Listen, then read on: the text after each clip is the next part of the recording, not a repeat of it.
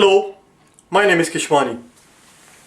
It's K-E-S-H-W-A-N-I, Keshwani. We are here because we want to prepare for SAT. We have been solving SAT math problems out of this book here, the official SAT study guide. If you do not own this book already, purchase one immediately. You're going to need it. The problem that we are about to solve is the one that you will find on page number 543. Please turn to it. Page 543, problem number 1. Problem number 1, being problem 1, is very straightforward, very simple. Level 1 problem. It simply says if 3/4 of something is 18, 3/4 of something is 18, how much is 1/4? Well, if 3/4 is 18, then 1/4 obviously is going to be a third of that, because instead of 3/4 we have only 1/4. 1/4 is going to be a third of 18, or 18 over 3, which is 6. Number 2.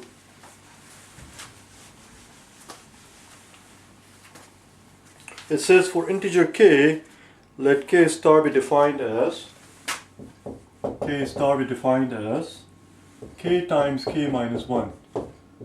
Now we have to understand that these are a set of instructions, and the instructions here are very straightforward. What we are told is that whenever we see a star on top of a number, on top of an integer, our job is to take that integer and multiply that integer by 1 less than itself. That's all.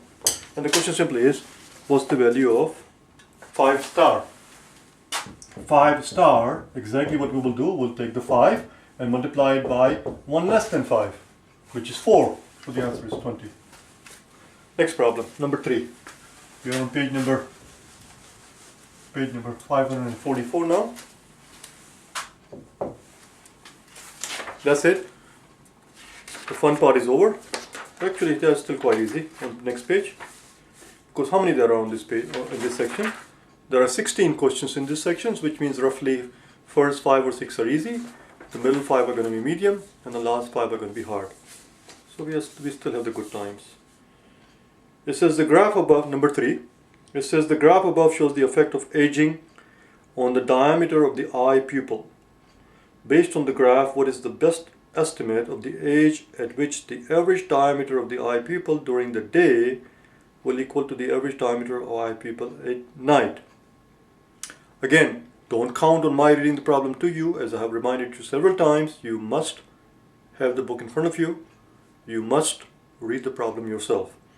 So based on the graphs here, when do you see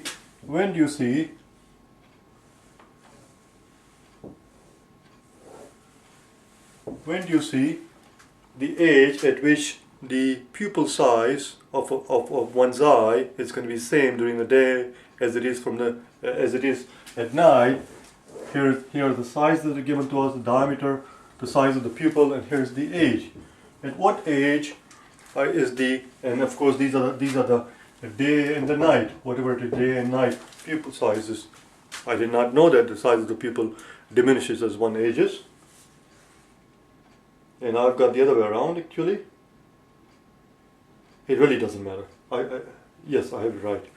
It really doesn't matter. The point is, at what age is the size of the pupil of a given person going to be the same during the day and at night? Well, the answer is where the two graphs intersect, right here. Wherever the two graphs intersect, that's where the age is. It is at that age, which is 45 in this case.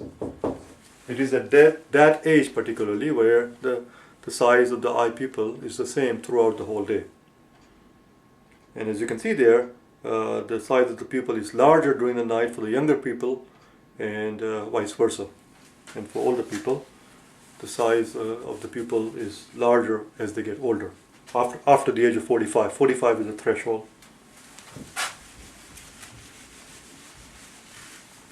Number 4. On each of the days, Monday through Friday, Tony spent 1 hour commuting to work and 1 hour commuting back home. Alright, so he's spending an hour to go to work, an hour back home.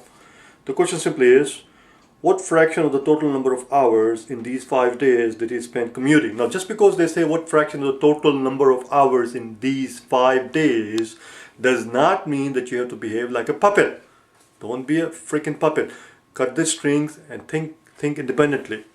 The number of hours that he spends driving back and forth in a given day, the right ratio, whether you look at it 5 days or whether you look at a period of 50 days or whether you just look at 1 day, that ratio is going to be the same, which is 2 out of 24.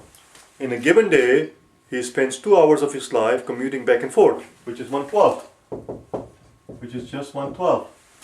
And that ratio is not going to change. Only thing it would have changed is that if he had 5 days, he would have spent 5 times as many hours commuting back and forth to work. But then again, he would have had 5 times as many hours in the 5 days. So that plays no role whether you have 5 days or 50 days or 150 days or 3,150 days. Just don't make it complicated. The ratio of the number of hours that he ends up commuting back and forth to the total number of hours in the day is 2 over 24, which boils down to 1/12. So that was number 4. Number 5.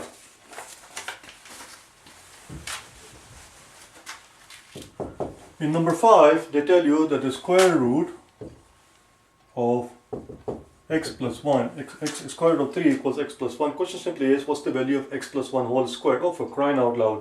They're asking you what's the value of x plus 1 whole squared. Just square the freaking thing. That's it. Square both sides and that's it. You have your answer. That's what they're looking for. And what do you get when you square a square root of a number? Square root of 3 squared is same as the square root of 3 times the square root of 3, which of course is same as 3 times 3, and the square root of 3 times 3 is just 3. The answer is 3. These are all level 1 and level 2 problems, obviously, no big deal. It is on the next page that we're going to move on to something more interesting. I will see you tomorrow, okay? On day number 42. Bye now.